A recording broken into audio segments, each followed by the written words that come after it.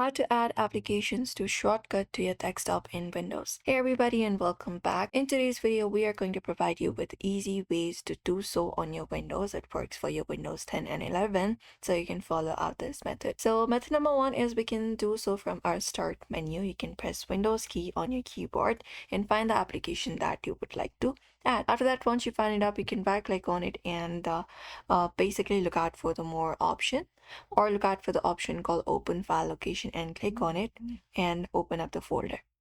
And once you open up the folder, you can just go over and right click on the application and look out for the option called send to or share to, and basically go ahead and add it to your desktop screen. You can just go over and do so and open it up, this send to option, and look out for desktop and create a shortcut This should do it. You can see the Excel shortcut being created here.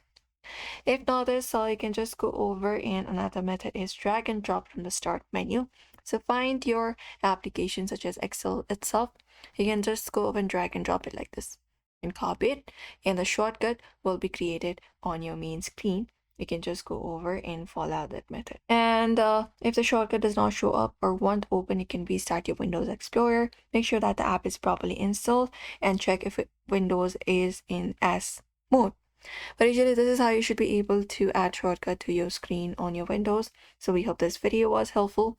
Give this video a like and subscribe for more tips and tutorials.